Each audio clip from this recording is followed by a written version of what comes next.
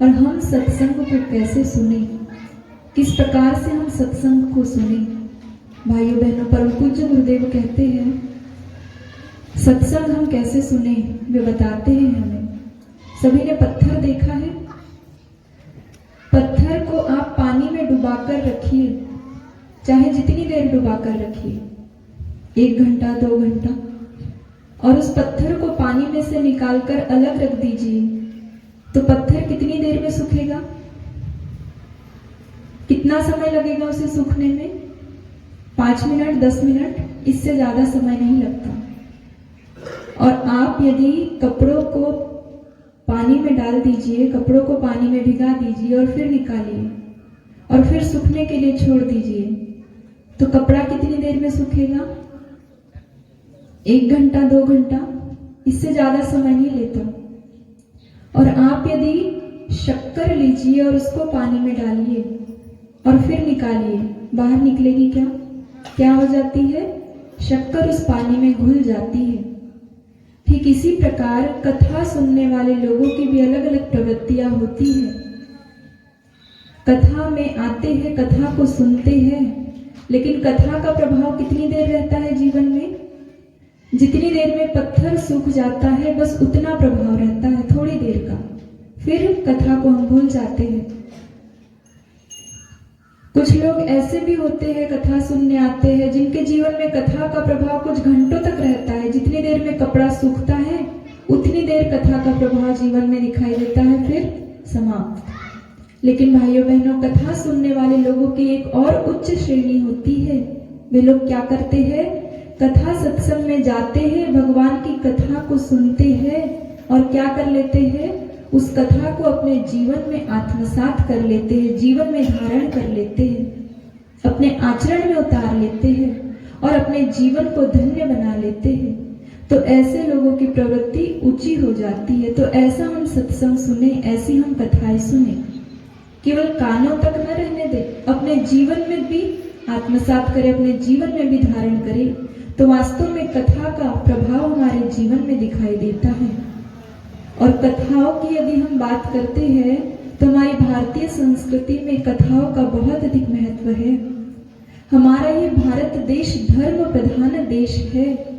कथाओं के माध्यम से मानव जीवन की व्यथाओं को दूर किया जाता है, जीवन में परिवर्तन लाया जाता है कथाओं के माध्यम से।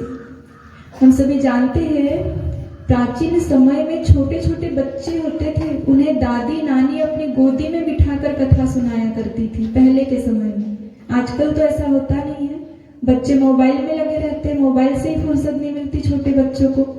लेकिन पहले के समय में दादी नानी की गोद में बैठकर बच्चे कथा सत्संग सुना करते थे, कहानियां सुना करते थे, प्रेरणापद कहानियां। तो कितने संस्कार दिखाई देते थे बच्चों के जीवन में। जीवन को बदलने का कार्य करती है ये कथाएं। हम सभी जानते हैं सत्यवादी हरिश्चंद्र जी की कथा को सुनकर मोहनदास करमचंद गांधी विश्व वंद्य बापू बन जाते हैं। ये कथाओं का प्रभाव होता है। एक साधारण से घर में जन्म लेने वाले लाल बहादुर शास्त्री अपनी मेहनत, लगन, ईमानदारी, परिश्रम के कारण देश के प्रधानमंत्री बन जाते हैं। के माध्यम से ही मानव जीवन की व्यथाएं दूर होती है। इसलिए हम कथा सत्संग सुने। और क्या करती है ये कथाएं? हमें सत्य का ज्ञान कराती है। कथाओं से हमारे जीवन में सत्य आता है, हम सत्य के मार्ग पर आगे बढ़े, ये प्रेरणा हमें कथा प्रदान करती है। यदि हम देखते हैं दुनिया में, तो दुनिया में सबसे पहले कौन सी कथा आई थी? इस संसार की सबसे पहली कथा कौन सी थी? सत्यनारायण भगवान की कथा। और सत्यनारायण भगवान की कथा हमें क्या प्रेरणा देती है? सत्यवदम, अर्थात हम सत्य बोले, सत्य की शरण में हम जाए। ये प्रेरणा हमें कथाओं के माध्यम से प्राप्त होती है। लेकिन आजकल हमारे जीवन में सत्य दिखाई देता है क्या? झूठ को सही में और सही को झूठ में बदलने में हम लगे रहते हैं, सत्य दिखाई नहीं देता। भाइयों बहनों, आज दुनिया में असत्य का बहुत अधिक बोलबाला है। ये सत्य और असत्य दोनों सगे भाई है, दोनों सगे भाई। एक समय दोनों भाई गंगा स्नान करने जाते हैं, तो सत्य के जो कपड़े थे वो सफेद कलर के होते हैं और असत्य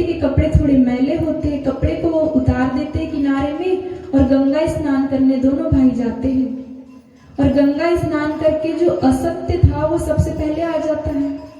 तो जब असत्य गंगा स्नान करके आया तो उसने सत्य के सफेद कपड़े पहन लिए और दुनिया में चला गया। अब थोड़ी देर बाद सत्य आता है स्नान करके, तो देखता है कि उसके सफेद कपड़े तो वहां दिखाई नहीं देते, उसके स्थान पर असत्य के मैले कपड़े रखे हुए थे। तो विवशतावश उसे उस मैले कपड़े पहनना पड़ता है और मैले कपड़े पहनकर सत्य फिर अपने कपड़ों की खोज में संसार में निकलता है। लेकिन आज तक भी सत्य जो है वो असत्य को खोज नहीं पाया। असत्य सत्य के कपड़े पहनकर समाज में घूम रहा है, लेकिन सत्य आज तक असत्य को ढूंढ नहीं पाया। आजकल यही हो रहा है, हम असत्य को सत्य मान बैठते हैं। भगवान की कथा में हम जाते हैं, सत्संग में हम जाते हैं, तो इन प्रेरणाओं को हम ग्रहण करें, सत्य बोलने की प्रेरणाएं। लेकिन हम क्या करते हैं, सत्यनारायण भगवान की कथा में बैठकर भी झूठ बोलते हैं, वहां भी हम सत्य नहीं बोल पाते।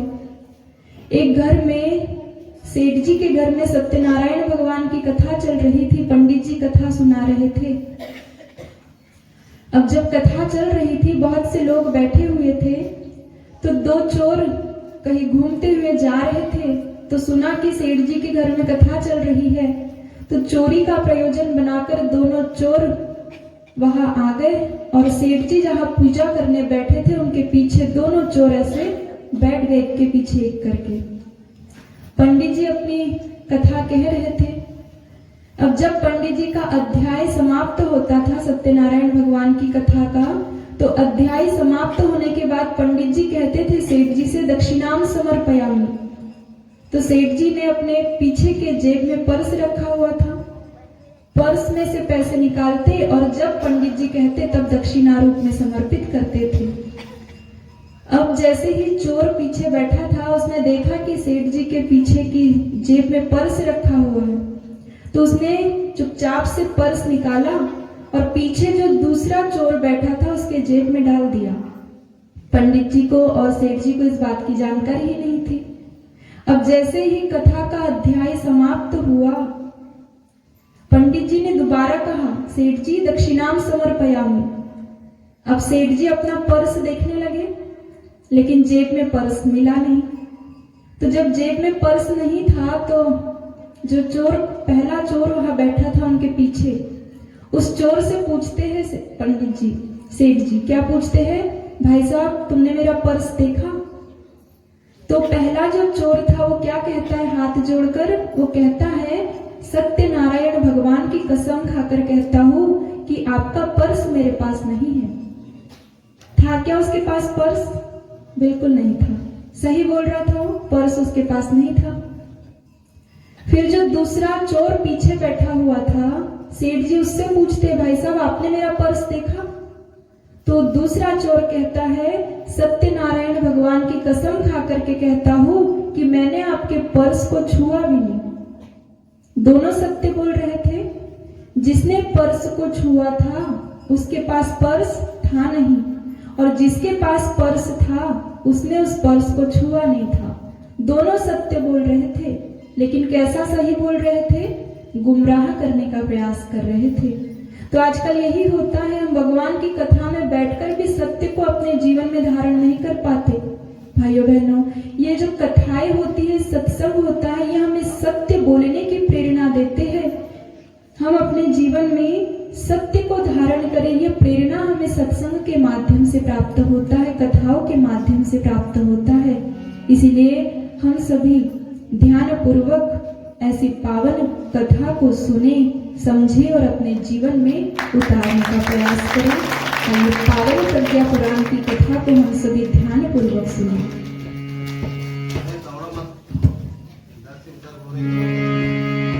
ध्यान से सुन लो प्रज्ञा पुराण, दिव्य युग ऋषि की वाणी रे। ध्यान से सुन लो प्रज्ञा पुराण, दिव्य युग ऋषि की वाणी रे। दिव्य युग ऋषि की वाणी रे, ज्ञान भक्ति की खानी रे। दिव्य युग ऋषि की वाणी रे,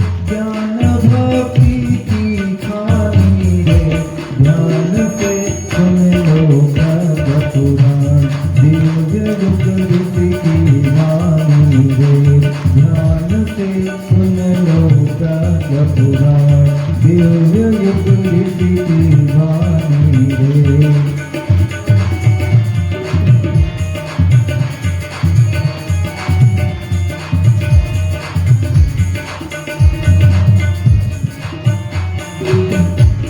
यही है इस युग की गीता, इसी में संस्कृति की सीता। यही है इस युग की गीता, इसी में संस्कृति की सीता। इसी में छिपा वेद विज्ञान, भरा है सारे जग का ज्ञान। इसी में छिपा वेद विज्ञान, भरा है सारे जग का ज्ञान। कि सुनकर मिटे घोर अज्ञान, सुखी हो जाए दुनिया रे। ध्यान से सुन लो प्रज्ञा पुराण, दिव्य युग ऋषि की वाणी रे। ऐसी पावन प्रज्ञा पुराण की कथा को आज हम सभी यहाँ श्रवण करेंगे। रात की कथा में हमने सुना, कितनी माताएं बहनें उपस्थित थी रात की कथा में? कितने लोग आए थे?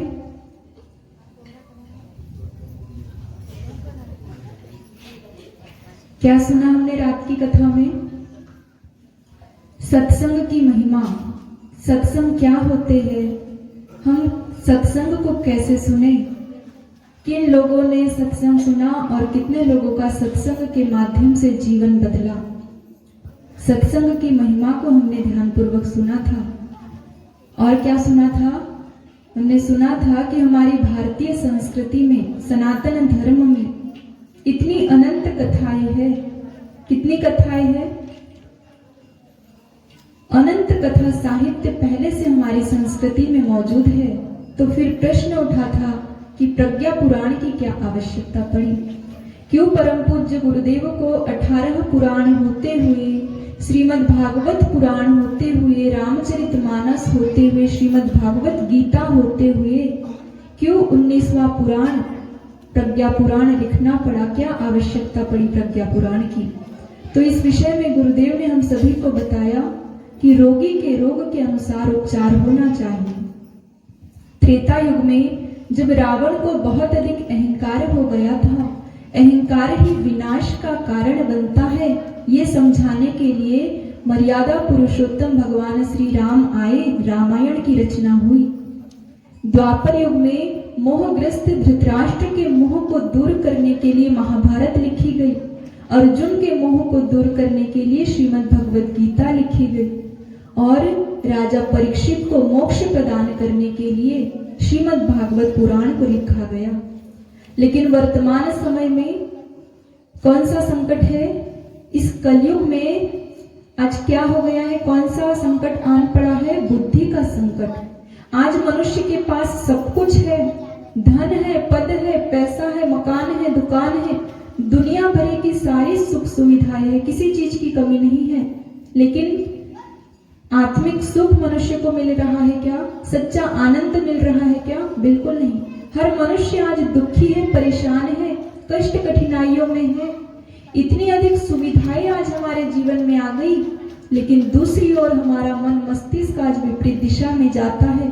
सोचने समझने की शक्ति हमारी कमजोर पड़ गई है।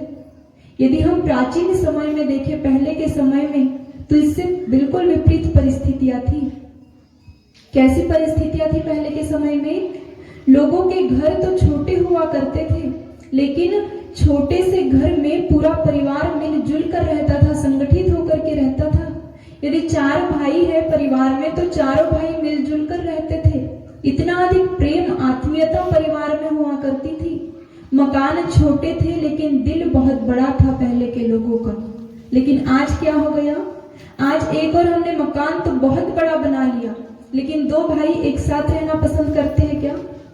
देवरानी जेठानी एक साथ रहना पसंद करती है क्या? आज मकान तो हमने बहुत बड़ा बना लिया, लेकिन हमारा मन छोटा होते जा रहा है। आज हमारे मन में स्वार्थ संकीर्णता हावी होते जा रही है। दुर्बुद्धिग्रस्त आज हमारा मन मस्तिष्क हो गया है। इसलिए ऐसे समय में परम पूज्य गुरुदेव ने कहा कि आज प्रज्ञा की आवश्यकता है। साधारण बुद्धि से आज काम नहीं चलेगा। बुद्धि सभी के पास है, क्योंकि इस संसार में रहने के लिए, संसार के साथ चलने के लिए हम बिना दिमाग के, बिना बुद्धि के नहीं चल सकते। इसलिए बुद्धि तो सभी के पास है, लेकिन आज प्रज्ञा का अभाव है। साधारण बुद्धि में और प्रज्ञा बुद्धि में बहुत बड़ा अंतर होता है। क्या अंतर है? साधारण जो बुद्धि होती है वो हमें निम्नगामी बनाती है, नीचे की ओर चलना सिखाती है। लेकिन प्रज्ञा बुद्धि क्या करती है? हमें ऊर्ध्वगामी बनाती है, ऊपर की ओर लेकर जाती है। साधारण सी जो बुद्धि होती है वो हमें गड्ढे में गिरा देती है, लेकिन ये प्रज्ञा बुद्धि हमें पहाड़ पर चढ़ा देती है। जो साधारण सी बुद्धि होती है वो हमें इस संसार में रहने के लिए सारी सुख सुविधाएं प्रदान करती है, लेकिन प्रज्ञा बुद्धि क्या करती है? हमें सच्चा आनंद और सच्चा ज्ञान प्रदान करती है। साधारण सी बुद्धि क्या करती है? इस शरीर के लिए जितने भी साधन सामग्रियों की आवश्यकता है, सभी साधन सामग्रियों को जुटाती है साधारण बुद्धि। लेकिन प्रज्ञा बुद्धि क्या करती है? प्रज्ञा बुद्धि हमारी आत्मा का श्रृंगार कर देती है। और यदि हम विचार करें कि हम शरीर है या आत्मा, तो कौन है हम सभी? आत्मा। परमात्मा का अंश आत्मा के रूप में हम सभी के भीतर बैठा है। और ये प्रज्ञा बुद्धि क्या करती है? हमारी आत्मा का श्रृंगार करती है। इसीलिए आज हमें प्रज्ञा बुद्धि की आवश्यकता है। साधारण बुद्धि से काम नहीं चलेगा। और क्या करती है ये प्रज्ञा बुद्धि? जीवन की कठिन परिस्थितियों में हमारे सामने बड़ी से बड़ी चुनौती क्यों ना आ जाए, घर परिवार में हम रहते हैं, समाज में रहते हैं, तो कई बार कई ऐसी परिस्थितियां आ जाती है हमारे सामने कि हमें समाधान नहीं मिल पाता, क्योंकि साधारण बुद्धि होती है हमारे पास। तो ऐसी परिस्थिति में हमें प्रज्ञा बुद्धि की आवश्यकता पड़ती है, जो कठिन से कठिन परिस्थिति में भी हमें घबराने नहीं देती, विचलित नहीं होने देती। उस बुद्धि को हम प्रज्ञा कहते हैं। आप सभी ने सुना होगा, एक समय जो रावण था वो अपने भाई विभीषण के दरवाजे पर गया, विभीषण के घर गया। और जैसे ही विभीषण के घर पहुंचा तो दरवाजे पर, जैसे हम सभी अपने घरों में एक और शुभ लिखते हैं, एक और लाभ लिखते हैं, ऐसे ही विभीषण ने अपने दरवाजे पर एक और रा लिखा था और दूसरी ओर म लिखा था। विभीषण जी किसके भक्त थे? भगवान राम जी के। तो उन्होंने क्या लिखा होगा? भगवान राम का ही नाम लिखा होगा। लेकिन जब रावण वहां पर पहुंचा और रावण ने देखा कि मेरा भाई है, मेरे ही राज्य में रहता है और मेरा अपना सगा भाई है, लेकिन फिर भी इसने मेरे शत्रु का नाम अपने दरवाजे पर लिखा है, तो ये सब कुछ देखकर रावण को बहुत अधिक क्रोध आ जाता है, गुस्सा आ जाता है, बहुत ज्यादा। और वो तेजी से विभीषण को आवाज देने लगता है, पुकारने लगता है। थोड़ी ही देर बाद विभीषण जी दरवाजा खोलते हैं और देखते हैं कि सामने भैया खड़े हैं बड़े गुस्से में। तो पूछते हैं विभीषण जी की भैया क्या हो गया, आप क्यों गुस्से में हो? तो रावण कहता है, भला बुरा कहने लगता है, विभीषण को क्रोधित होने लगता है, बहुत अधिक गुस्सा उसे आता है।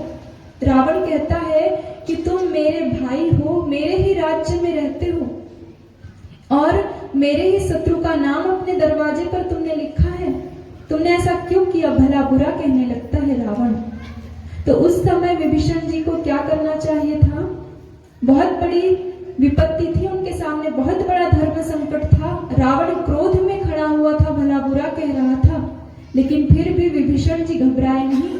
विभीषण जी ने दोनों हाथ जोड़े और बड़ी श्रद्धा के साथ मर्यादा पुरुषोत्तम भगवान श्री राम का ध्यान किया। और भगवान का ध्यान जब विभीषण जी ने किया तो ऐसे में उनकी जो प्रज्ञा बुद्धि थी, उनका जो विवेक था वो जागृत हो गया। वह साधारण बुद्धि काम नहीं कर रही थी, तो उन्हें प्रज्ञा बुद्धि की आवश्यकता थी। तो भगवान राम का ध्यान उन्होंने किया और उनकी प्रज्ञा बुद्धि जागृत हो गई। फिर विभीषण जी ने आंखें खोली और बड़ी विनम्रता के साथ, बड़ी शालीनता के साथ अपने भाई रावण से क्या कहते हैं? भैया आप परेशान मत होइए, आप व्यर्थ में परेशान हो रहे हैं, आप बिल्कुल भी क्रोध मत करिए, क्योंकि मैंने अपने दरवाजे पर एक और रा लिखा है। इस रा का मतलब है रावण, और दूसरी ओर म लिखा है, इस म का मतलब है मंदोदरी।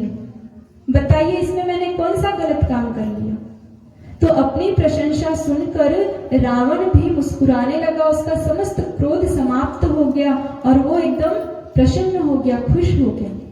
तो हमारे जीवन में भी हर कदम कदम पर ऐसी बड़ी बड़ी चुनौतियां आती है जिसमें हम निर्णय नहीं ले पाते कि हमें क्या करना चाहिए और क्या नहीं करना चाहिए। धर्म संकट हमारे जीवन में आने लगता है, तो ऐसे समय में हमें कौन सी बुद्धि की आवश्यकता होती है? प्रज्ञा बुद्धि की आवश्यकता होती है, जो कठिन से कठिन परिस्थिति में भी हमें विचलित नहीं होने देती, उसे हम प्रज्ञा कहते हैं। और इसीलिए परम पूज्य गुरुदेव ने आज देखा कि आज समाज में सब कुछ है, मनुष्य के पास सब कुछ है, लेकिन मन मस्तिष्क विपरीत दिशा में जा रहा है। इसीलिए परम पूज्य गुरुदेव ने प्रज्ञा पुराण की रचना की। यदि हमारे गांव में कोई एक व्यक्ति बीमार हो जाता है, तो अकेला एक व्यक्ति होता है, तो वो जाकर डॉक्टर के पास चला जाता है, इलाज करा के वापस आ जाता है। लेकिन जब गांव का गांव, शहर का शहर, नगर का नगर बीमार हो जाए, सारे लोग बीमारी से ग्रस्त हो जाए, तो ऐसे समय में हम डॉक्टर के पास जाते हैं क्या? बिल्कुल नहीं। ऐसे समय में तो डॉक्टर को स्वयं चलकर गांव में आना होता है, नगरों शहरों में आना होता है, कैंप लगाना होता है और महामारी का इलाज करना होता है। ऐसे समय में डॉक्टर स्वयं चल कर के आते हैं। और भाइयों बहनों, आज यदि हम देखते हैं तो आज शारीरिक रूप से तो हम सभी स्वस्थ दिखाई दे रहे हैं, लेकिन मानसिक रूप से आज हम सभी बीमार हो चुके हैं। मानसिक रूप से हम त्रस्त हैं, बीमार हैं। तो ऐसे समय में व्यास जी को आना होता है, पुराण लिखने होते हैं, और पुराणों की कथाओं के माध्यम से जन जन के कठिनाइयों को, परेशानियों को, दुखों को समाप्त किया जाता है। इसलिए हमारे समाज में, हमारी संस्कृति में पुराण परंपरा बहुत अधिक लोकप्रिय होती है, पुराण परंपरा चलने लगती है। और वर्तमान समय की इन्हीं समस्याओं पर परम पूज्य गुरुदेव ने विचार किया, और समाज में जितनी भी विकृतियां हैं, उन सभी विकृतियों की नब्ज पकड़कर 18 पुराण होते हुए भी 19वां पुराण प्रज्ञा पुराण की रचना की। इस प्रज्ञा पुराण को वर्तमान समय का आध्यात्मिक संविधान कहा जाता है। किसी भी देश का संविधान क्या करता है? उस देश के नागरिकों को कानून की धाराओं में बांधने का काम करता है। ठीक इसी प्रकार ये जो प्रज्ञा पुराण है, ये भी हमें जीवन जीने की कला प्रदान करता है, जीवन जीने के सूत्र प्रदान करता है। इस प्रज्ञा पुराण में किसी देवी देवताओं की कथा नहीं है। किसकी कथा है? मनुष्य के जीवन की कथा है। मनुष्य का जीवन कैसा होना चाहिए, मनुष्य अपने जीवन में क्या करे और क्या न करे, ये जीवन जीने के सूत्र प्रदान करता है ये प्रज्ञा पुराण। आत्मशोधन की कथा है, जीवन जीने की कला प्रदान करते हैं ये कथाएं, ये प्रज्ञा पुराण। इसलिए हम आप सभी ऐसी प्रज्ञा पुराण की कथा को आज यहाँ से श्रवण करेंगे। भाइयों बहनों, इस प्रज्ञा पुराण की कथा के जो सूत्रधार है, कौन है? देव ऋषि नारद जी और भगवान विष्णु जी। भगवान विष्णु जी और देव ऋषि नारद जी के संवाद से यह कथा प्रारंभ होती है। ये जो पावन प्रज्ञा पुराण की कथा है, ये सबसे पहले भगवान विष्णु जी ने नारद जी को सुनाई। नारद जी ने ये कथा भगवान महाकाल को सुनाई। भगवान महाकाल ने ये कथा ऋषि परशुराम जी को सुनाई। ऋषि परशुराम जी ने ये कथा दादा गुरु, जो हमारे परम पूज्य गुरुदेव के गुरु है, उन्हें सुनाई। दादा गुरु ने ये कथा परम पूज्य गुरुदेव को सुनाई, और परम पूज्य गुरुदेव ने यह पावन ज्ञान की गंगा को हम सभी तक पहुंचाया, जन जन तक पहुंचाया। ऐसी ज्ञान की गंगा पावन प्रज्ञा पुराण की कथा को हम सभी श्रवण करें। इसके मूल जो सूत्रधार है वो है देव ऋषि नारद जी। नारद जी की विशेषताएं पता है आपको?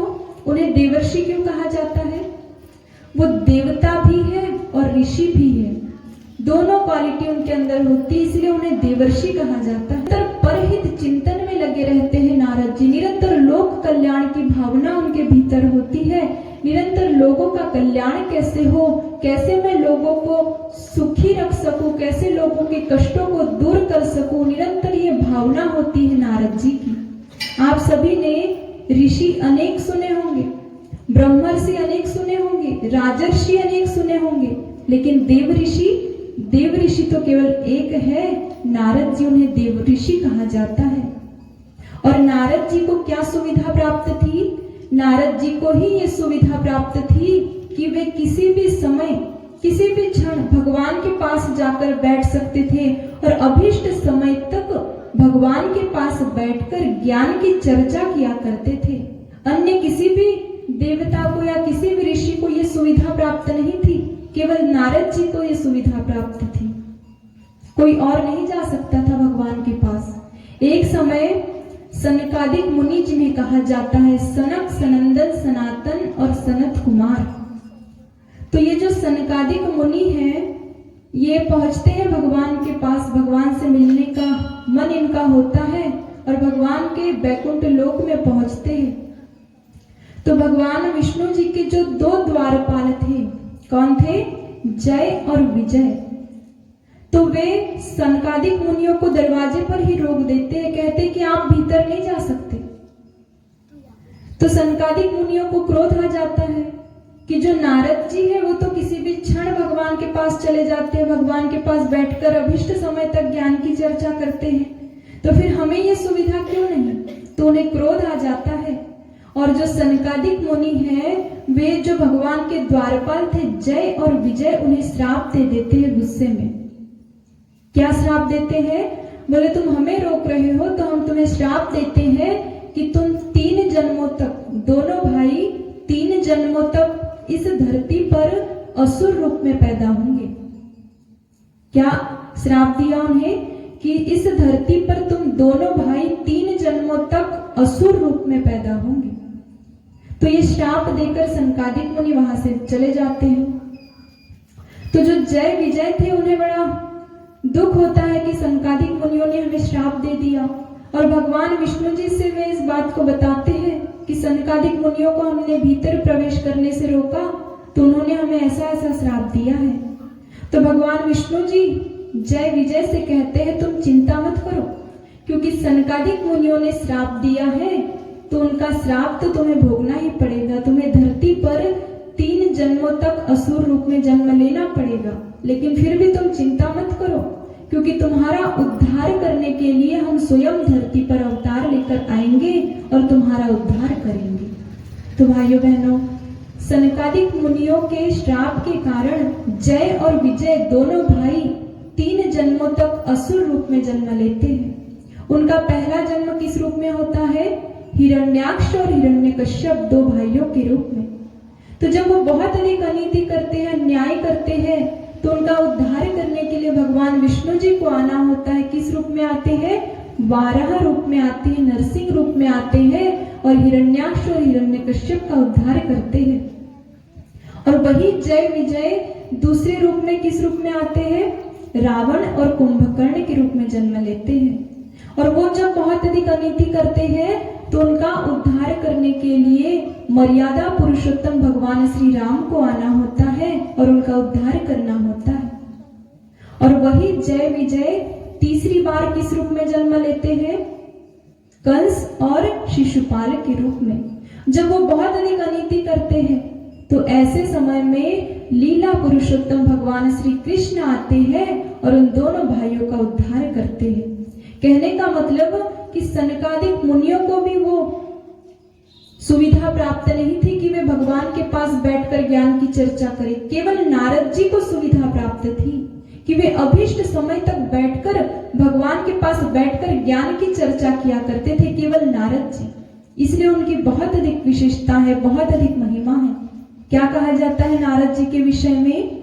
लोक कल्याणकृत धर्म धारणा संप्रसारक व्रति या वरो मान्यो देवर्षि ऋषि सत्तम। अर्थात जो निरंतर लोक कल्याण की भावना रखते थे, निरंतर लोगों का कल्याण कैसे हो, एक क्षण से अधिक कहीं रुकते नहीं थे। निरंतर लोगों से जनसंपर्क बनाते थे कि कैसे मैं लोगों के दुखों को दूर करूं, कैसे लोगों का कल्याण हो। यही भावना देवर्षि नारद जी की हुआ करती थी। ऐसे लोगों को ही महामानव कहा जाता है, महापुरुष कहा जाता है। अपने लिए तो हर कोई जी लेता है, लेकिन जो दूसरों के दुख को देखकर, कष्ट को देखकर जिनके मन में पीड़ा उत्पन्न हो, उन्हें ही संत कहा जाता है। परम पूज्य गुरुदेव ने लिखा है, औरों के हित जो जीता है, औरों के हित जो मरता है, उसका हर आंसू रामायण, प्रत्येक कर्म ही गीता है।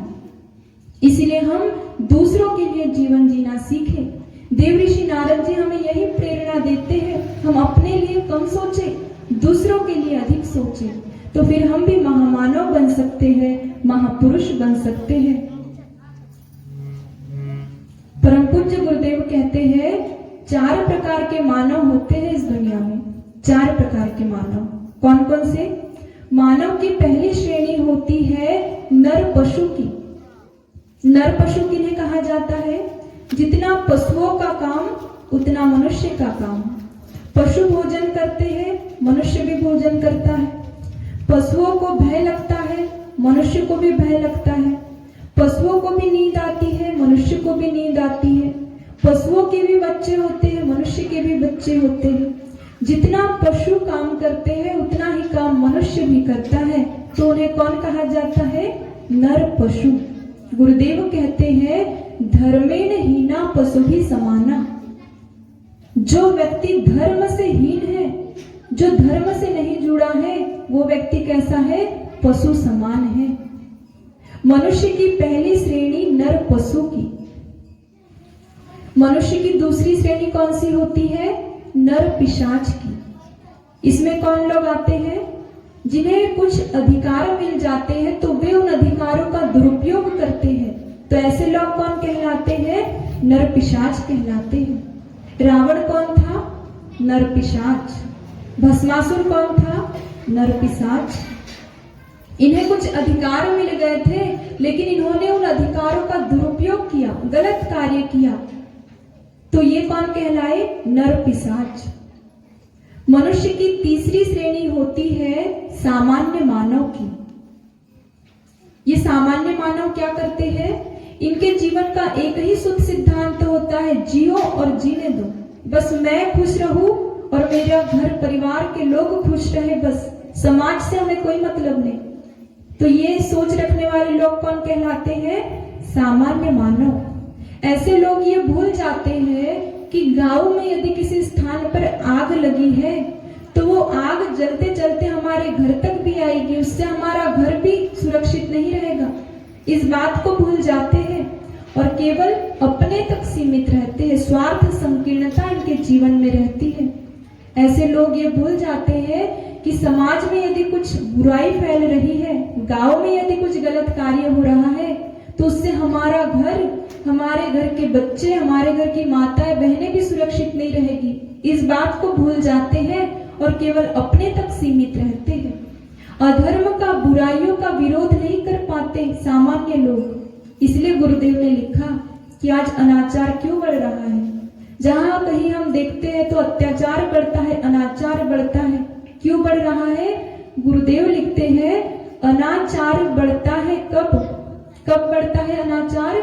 सदाचार चुप रहता तब। आज सदाचार चुप है, इसलिए अनाचार बढ़ता है।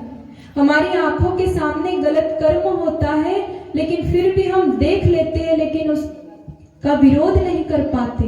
तो उस गलत कर्म में हमारी भी भागीदारी हो जाती है, क्योंकि हमारी आंखों के सामने वो गलत कर्म हुआ और हमने उसका विरोध नहीं किया। इसलिए हम आवाज उठाना सीखे, अनीति का हम खुलकर विरोध करें, अधर्म का हम खुलकर विरोध करें। और नहीं किया तो फिर महाभारत का युद्ध हो जाता है। हम सभी जानते हैं ना, भरी सभा में जब द्रौपदी का अपमान हो रहा था, तो उस भरी सभा में कौन कौन उपस्थित थे? भीष्म पितामह उपस्थित थे, द्रोणाचार्य जी उपस्थित थे, बड़े बड़े विद्वान उपस्थित थे, लेकिन किसी ने भी उस अनीति का, उस अधर्म का खुलकर विरोध नहीं किया। और फिर परिणाम क्या हुआ? इतना बड़ा महाभारत का युद्ध हो गया। यदि उस समय उस अनीति का, उस बुराई का खुलकर विरोध किया जाता तो महाभारत का युद्ध होता क्या? बिल्कुल नहीं। लेकिन किसी ने भी उस बुराई का खुलकर विरोध नहीं किया, इसलिए इतना बड़ा युद्ध छिड़ गया। इसीलिए तो कहा जाता है, अधर्म पर मौन रहकर जो मात्र निहारे जाते हैं, अधर्म पर मौन रहकर जो मात्र निहारे जाते हैं, भीष्म हो, द्रोण हो या कर्ण हो, सब मारे जाते हैं। इसलिए हम क्या करें, हमारी आंखों के सामने कुछ अधर्म हो रहा हो, गलत कर्म हो रहा हो, तो हम उसका खुलकर विरोध करें। और जो विरोध नहीं कर पाते वो सामान्य मानव कहलाते हैं। मानव की तीसरी श्रेणी सामान्य मानव की। लेकिन भाइयों बहनों, मानव की एक चौथी भी श्रेणी होती है। कौन लोग आते हैं चौथी श्रेणी में? जिन्हें हम महामानव कहते हैं, महापुरुष कहते हैं, ये चौथी श्रेणी में आते हैं। और महामानव, महापुरुषों के जीवन का क्या लक्ष्य होता है? इनके भीतर कौन सी भावना होती है? इनके जीवन का एक ही शुद्ध सिद्धांत होता है, वयम राष्ट्रे जागृयाम पुरोहिता। हम वो पुरोहित है जो राष्ट्र को जीवंत और जागृत बनाकर रखेंगे। महामानव के, महापुरुषों के जीवन का एक ही सिद्धांत होता है। इनके भीतर कौन सी भावना होती है? क्या सोच होती है इनकी? न त्वम कामये राज्यम न सौख्यम न पुनर्भवम कामये दुख तप्तानाम प्राणी नामार्थ गण्यम। क्या सोच रखते हैं महामानव? कि हमें किसी प्रकार का राज्य का सुख नहीं चाहिए, किसी प्रकार की धन संपत्ति नहीं चाहिए, लेकिन भगवान यदि आपको हमें कुछ देना ही है तो आप हमें क्या दो? हम लोगों के जीवन के दुखों को दूर कर सके, समाज में जो बुराइयां फैल रही है उनको दूर कर सके, उनका विरोध कर सके। आप हमें इतनी शक्ति और इतनी सामर्थ्य प्रदान करिए। ऐसी सोच रखने वाले लोग कौन कहलाते हैं? महामानव कहलाते हैं, महापुरुष कहलाते हैं। ऐसे देव ऋषि नारद जी ही इस पावन प्रज्ञा पुराण की कथा के मुख्य सूत्रधार हैं। भाइयों बहनों, देव ऋषि नारद जी के मन में प्रश्न उठता है। क्या प्रश्न उठा देव ऋषि नारद जी के मन में? एकदा हृदये तस्य जिज्ञासा समुपस्थिता ब्रह्म विद्याय वागाय काल उच्चैस्तु प्राप्य। देव ऋषि नारद जी के मन में प्रश्न उठा, जिज्ञासा उत्पन्न हुई। क्या जिज्ञासा उत्पन्न हुई? वे कहते हैं कि मैंने सुना है कि भगवान ने इस धरती के मनुष्य को सारी सुख सुविधाएं प्रदान की है। ये धरती पर जितनी सुख सुविधाएं हैं ये सारी इस भगवान ने मनुष्य के नाम कर दी है। आज इस धरती के मनुष्य ने बहुत अधिक विकास कर लिया, बहुत अधिक प्रगति कर ली। नारद जी सोचते हैं कि मैंने सुना है कि धरती का मनुष्य आजकल आकाश में उड़ने लगा है, बड़े बड़े हेलीकॉप्टर बन चुके हैं। मैंने सुना है कि धरती का मनुष्य पानी में तैरना सीख चुका है। घर बैठे ही बटन दबाते ही टेलीविजन पर पूरी दुनिया की जानकारी प्राप्त कर लेता है। फोन की बटन दबाते ही दूर बैठे लोगों से जनसंपर्क कर लेता है। नारद जी सोचते हैं कि जब इतनी सारी सुख सुविधाएं भगवान ने मनुष्य को दी है तो फिर तो इस धरती पर ही स्वर्ग होगा। चलो मैं चलकर घूम करके आता हूँ, भगवान की बनाई हुई सुंदर सी धरती को मैं देख करके आता हूँ। ऐसी जिज्ञासा नारद जी के मन में उठी और नारद जी हिमालय पर्वत से होते हुए नीचे उतरे, धरती पर आए और पूरी दुनिया में घूमे। नारद जी अपना वेश बदलकर पूरी दुनिया में घूमे। चीन गए, जापान गए, अमेरिका गए, अफ्रीका गए, पूरी दुनिया की सैर की नारद जी ने। और घूमते घूमते फिर हमारे देश भारत में भी आए। और जब हमारे देश में आए, भारत में आए, तो नारद जी ने आंखें फाड़ फाड़ कर देखा कि कहीं मुझे थोड़ा सा सुख मिल जाए, कहीं मुझे थोड़ी सी शांति मिले, कहीं मुझे थोड़ा सा सदकर्म मिले, थोड़ी सी सद्बुद्धि मिले। लेकिन क्या देखा नारद जी ने? नानक दुखिया सब संसारा। ये पूरी दुनिया परेशान है, पूरी दुनिया दुखी है। हर और नारद जी को दुख ही दुख दिखाई दिया, कष्ट ही कष्ट दिखाई दिए। नारद जी ने क्या देखा कि इस धरती का मनुष्य आज अपनी पहचान को भूल गया है, अपनी गरिमा को, अपने गौरव को भूल गया है। ईश्वर ने अपना राजकुमार बनाकर इस मनुष्य को भेजा था लेकिन आज इस धरती का मनुष्य अपने आप को भूल करके बैठा है, अपनी गरिमा को, अपने गौरव को भूल करके बैठा है। किस प्रकार? जिस प्रकार एक शेर का बच्चा भूल जाता है। आपने सुना होगा कि शेर का बच्चा होता है, जब छोटे से बड़ा होता है तो पूरे जंगल में विचरण करता है, दौड़ता है, दहाड़ता है। उस शेर के बच्चे की दहाड़ को सुनकर जंगल के जो वन्य प्राणी होते, कोई उसके सामने नहीं आते। पूरे जंगल के वन्य प्राणी भयभीत होकर के छिपते हैं उससे। बकरियां सामने आना बंद कर देती है, बड़े बड़े हाथी भी उससे छिपते हैं, कोई उसका सामना नहीं करते। इतना अधिक भय होता है शेर के बच्चे का जंगल में। लेकिन वही शेर का बच्चा जब किसी दिन शिकारी आता है, जाल फैलाता है, शेर का बच्चा उस जाल में फंसता है और शिकारी क्या करता है? शेर के बच्चे को सर्कस में ले जाकर बेच देता है। सर्कस का जो रिंग मास्टर होता है वो उस शेर के बच्चे पर कौड़े मारता है और उसे लोहे के पल्ले में बंद कर देता है। और फिर क्या होता है? उसी शेर के बच्चे की जो दहाड़ है वो किस में बदल जाती है? म्याऊ में बदल जाती है। फिर वो शेर का बच्चा सब कुछ भूल जाता है, अपनी वन्य प्रकृति को भूल जाता है, अपनी गौरव गरिमा को भूल जाता है, अपने साहस पराक्रम को भूल जाता है। मैं शेर का बच्चा हूँ इस बात को भूल जाता है और चुपचाप रहता है, बिल्ली का बच्चा बन करके रहने लगता है। भाइयों बहनों, आज हम सभी की स्थिति भी कुछ ऐसी ही हो गई है। आज हम अपनी गौरव गरिमा को भूलते जा रहे हैं। हम ऋषियों की संतान हैं, हम ईश्वर के राजकुमार हैं, इस बात को आज हम भूल गए। आज हम अपनी गौरव गरिमा को भूल गए। और यही बात नारद जी ने जब देखा कि आज मनुष्य अपने आप को भूल करके बैठा है, अपनी गौरव गरिमा को भूल करके बैठा है, तो नारद जी को बड़ा दुख हुआ, बड़ा कष्ट हुआ। नारद जी ने सोचा कि ये जो मंदिर होते हैं ये तो भगवान का घर है, मंदिर, देवालय, तो यहाँ कहीं मुझे थोड़ी शांति मिले, यहाँ कहीं मुझे भगवान के दर्शन हो जाए। तो नारद जी ने क्या किया? एक मंदिर उन्हें दिखाई दिया, तो वेश बदलकर उस मंदिर की ओर आगे बढ़े। तो क्या दिखते हैं नारद जी की? मंदिर के सामने जो बड़ा सा एक गेट था, उस गेट पर एक चौकीदार खड़ा हुआ था। तो चौकीदार ने नारद जी को रोक लिया, कहा आप भीतर नहीं जा सकते, दोपहरी का समय था। तो जो चौकीदार था वो डांटने लगा। वो कहता है कि जो सामने बोर्ड रखा है पहले आप इसे पढ़िए। क्या लिखा था उस बोर्ड पर?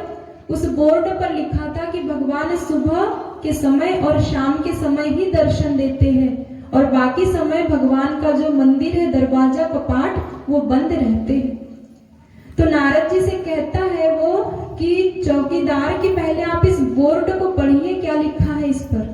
और नारद जी ने जैसे ही बोर्ड को पढ़ा तो उन्हें अंदर से बड़ा दुख हुआ। नारद जी सोचने लगे कि इस धरती के मनुष्य ने अपने स्वार्थ के लिए भगवान को भी ताले में बंद कर दिया। अपने स्वार्थ के लिए धर्म और भगवान के बीच खाइयां उत्पन्न कर दी इस धरती के मनुष्य ने। भगवान तो सर्वत्र है, कण कण में भगवान है, लेकिन इस बात को हम भूल गए और हमने भगवान को ताले में बंद करके रख दिया। तो नारद जी ने जब ये दृश्य देखा तो उन्हें बड़ा कष्ट हुआ, बड़ा दुख हुआ। नारद जी सोचने लगे कि एकाध मंदिर कुछ ऐसा होगा, लेकिन सारे मंदिर ऐसे नहीं होंगे। कहीं तो मुझे भगवान की भक्ति नजर आएगी, कहीं तो मुझे भगवान का सत्संग मिलेगा। ये सोचकर नारद जी थोड़ा आगे बढ़े तो आगे ही एक दूसरा मंदिर था और दूसरे मंदिर में एक भक्त था, वो रामचरितमानस का पाठ कर रहा था। तो नारद जी के मन में थोड़ी सी प्रसन्नता जागी, उन्हें थोड़ा अच्छा लगने लगा कि कोई तो मंदिर ऐसा है जहाँ भगवान का नाम का पाठ हो रहा है, रामायण का पाठ हो रहा है। नारद जी थोड़े प्रसन्न हुए और उस मंदिर में प्रवेश किया। गए उस मंदिर में, देखा कि एक भक्त है जो बड़ी तन्मयता के साथ जल्दी जल्दी रामायण का पाठ कर रहा था। नारद जी ने जब रामायण पाठ समाप्त हुआ तो उस भक्त को प्रणाम किया, नमस्कार किया। तो जो भक्त था वो कहता है कि मैं भगवान राम का बहुत बड़ा भक्त हूँ और मैं प्रतिदिन भगवान की भक्ति यहाँ करता हूँ, प्रतिदिन रामायण का पाठ करता हूँ, लेकिन आज मैं थोड़ा जल्दी में हूँ, मुझे कोर्ट जाना है। तो नारद जी ने पूछा क्यों भैया, कोर्ट क्यों जाना है? तो वो भक्त कहता है कि कोर्ट में मेरा वो जो छोटा भाई है ना, वो बड़ा दुष्ट है। उसने मेरे हिस्से की 4 गज जमीन ज्यादा ले ली है, इसीलिए मैंने कोर्ट में उस पर केस कर दिया है। आज उसकी पेशी है, इसलिए आज मुझे वहां जाना था, इसलिए मैं जल्दी जल्दी रामायण का पाठ कर रहा था। इसलिए आज मुझे वहां जाना है, तो मैं वहां जाता हूँ, और यदि जीत कर आऊंगा तो आपको शाम को प्रसाद खिलाऊंगा। ये सोचकर वो भक्त वहां से चला गया। वो भक्त तो चला गया, लेकिन नारद जी फिर दुखी हो गए, फिर परेशान हो गए। क्या सोचने लगे नारद जी? एक और रामचरितमानस का पाठ कर रहा है, रामायण पढ़ रहा है, और रामायण को पढ़कर भगवान राम और भरत के आदर्शों को भूलकर अपने छोटे भाई पर केस कर दिया, केवल 4 गज जमीन के लिए। तो नारद जी बड़े दुखी हो गए, बड़े परेशान हो गए, क्योंकि नारद जी क्या जानते हैं? नारद जी जानते थे कि रामायण में भगवान राम और भरत के कितने अच्छे आदर्श प्रस्तुत किए हैं भगवान ने, कितने सुंदर प्रेरणाएं अपने जीवन से हम सभी को दी भगवान ने।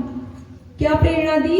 कहा जाता है, राज तिलक की गेंद बनाकर खेलने लगे खिलाड़ी, इधर राम उधर भरत दोनों ने ठोकर मारी। राज्य जो था, उस राज्य को, उस धन को दोनों भाइयों ने ठोकर मार दी, क्योंकि भाई का प्रेम उस धन से बड़ा था। लेकिन आज हम क्या कर रहे हैं? आज हम राम और भरत के आदर्शों को भूलकर आज हम क्या करते हैं? भाई भाइयों के बीच लड़ाइयां हो रही है, झगड़े हो रहे हैं, केवल इस धन के कारण। इस धन ने आज भाई भाई के बीच कलह क्लेश उत्पन्न कर दिया, परिवार टूटने लगे हैं, बिखरने लगे हैं, केवल इस पैसे के कारण। जीवन का केवल एक लक्ष्य हो गया, पैसा कमाना। इसी में हम अपने आप को डुबाते जा रहे हैं। क्या जीवन इसके लिए मिला है? क्या केवल धन एकत्रित करें हम, ये धन साथ जाएगा क्या? इस बात को हम भूल जाते हैं। आज हमारी भूख चली गई, चैन चला गया, व्यक्ति की नींद चली जाती है इस धन के कारण, और जीवन का केवल एक लक्ष्य हो गया है, धन कमाना। भाइयों बहनों, एक सेठ जी थे। सेठ जी ने जीवन भर बहुत अधिक पैसा कमाया, बहुत बड़े बिजनेसमैन थे। जब बहुत अधिक पैसा उन्होंने एकत्रित कर लिया और उनके बच्चे बड़े हो गए, योग्य हो गए, तो सेठ जी ने अपना आगे का कारोबार बच्चों को सौंप दिया और अपने लिए एक अलग से बहुत बड़ा महल बनाया। उस बड़े से महल में बड़ी बड़ी अलमारियां बनाई, और जितना पैसा कमाया था, सारा का सारा पैसा उन अलमारियों में भर करके रख दिया। ताले पे ताला ऐसे ताले लगा लिए, और जो घर की बाउंड्री होती है ना, आंगन, उसमें उन्होंने करंट बिछा दिया। कोई चोर यदि चोरी करने आए तो भीतर प्रवेश न करने पाए, और अपना समस्त जो कारोबार था बच्चों को सौंप दिया और अपनी पत्नी के साथ उस महल में रहने लगे। और अब सेठ जी के जीवन का क्या काम था? सुबह से शाम तक केवल एक काम था, अलमारी खोलते, ताला खोलते, पैसे निकालते और पैसे गिनते। बड़ा आनंद आता था उन्हें पैसे गिनने में, और जब मन भर जाता था तो फिर से पैसे लेकर ताले में बंद कर देते थे, ताले पे ताला लगा देते थे। उनके जीवन का प्रतिदिन का यही क्रम था। एक दिन सेठ जी की जो पत्नी थी, उन्हें गांव में कहीं सत्संग चल रहा था, तो सत्संग में कथा सुनने जाना था। तो सेठ जी की पत्नी ने अपना जो कार्य है, दैनिक कार्य, वो जल्दी से समाप्त किया, और भोजन करने का मन उनका हुआ कि भोजन जल्दी से कर लेती हूँ, फिर मुझे कथा सुनने जाना है। तो भोजन के लिए जैसे ही थाली परोसी, तो सेठ जी को आवाज लगाने लगी कि आइए भोजन कर लीजिए। तो सेठ जी उस समय क्या कर रहे थे? नोट गिनने में व्यस्त थे, पैसा गिन रहे थे। तो पत्नी की बात अनसुनी कर देते हैं। पत्नी दोबारा आवाज लगाती है कि आइए भोजन कर लीजिए, लेकिन सेठ जी दोबारा अनसुना कर देते हैं। अब पत्नी बड़ी धर्म संकट में थी कि मुझे सत्संग में जाना है, इसलिए जल्दी से भोजन होना चाहिए, लेकिन पति को भोजन कराए बिना भोजन भी नहीं कर सकती। बड़ा धर्म संकट था पत्नी के सामने। तो ऐसे में सेठ जी की पत्नी क्या करती है? एक कटोरी में दाल चावल लिया, और दाल चावल ले जाकर सेठ जी जो नोट गिन रहे थे, तो उनके मुंह पर दाल चावल का भोग लगा देती है। थोड़ा सा दाल चावल मुंह पर लगा दिया और वापस से आई और अपना भोजन किया, पेट भर के भोजन करके फिर सत्संग सुनने चली जाती है, कथा सुनने चली जाती है। सेठ जी को पता ही नहीं है सब, वो तो नोट गिनने में व्यस्त थे। अब जैसे ही सेठ जी का मन भर गया पैसे गिनकर, तो उन्होंने पैसे लिए, अलमारी में रखे, ताले पे ताला 3-4 ताले लगाए और सोचते हैं कि चलो अब मैं भोजन कर लेता हूँ, खाना खा लेता हूँ। और जैसे ही सेठ जी खाना खाने के लिए, हाथ धुलने के लिए वॉश बेसिन के सामने गए, ऊपर आईना लगा था, उस आईने में अपने आप को देखते हैं, क्या दिखता है उन्हें? मुंह पर दाल चावल लगा है। तो सेठ जी सोचते हैं कि मैं भी कितना मूर्ख हूँ, मैं खाना खा चुका हूँ, मैंने खाना खा लिया, लेकिन मुझे पता ही नहीं कि मैंने खाना खा लिया। और सेठ जी क्या करते हैं, वहीं से वापस कमरे में जाते हैं, ताला खोलते हैं, पैसे निकालते हैं और उस पैसे को गिनने में व्यस्त हो जाते हैं। कहने का मतलब, इस पैसे ने आज व्यक्ति की भूख छीन ली, चैन छीन लिया, नींद छीन ली। जीवन का एक ही लक्ष्य हो गया है, पैसा कमाना।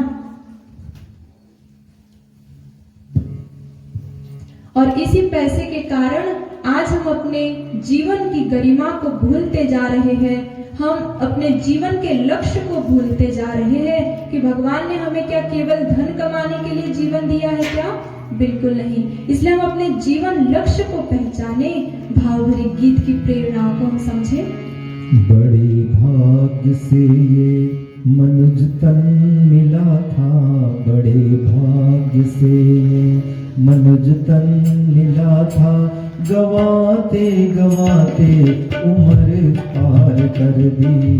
बड़े भाग्य से ये मनुज तन मिला था, बड़े भाग्य से ये मनुज तन मिला था, गवाते गवाते उम्र पार कर दी। खाने कमाने में आयो गवा दी, खाने कमाने में आयो गवा दी, यूं ही जिंदगी हमने बेकार कर दी।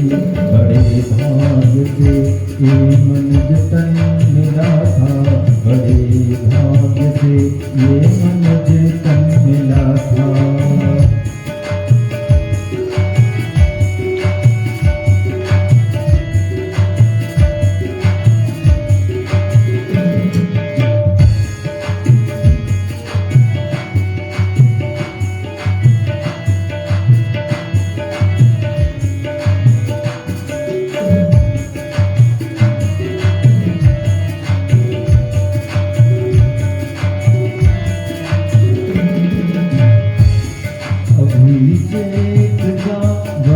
जो भी बचा है, अरे काल मुख से न कोई बचा है।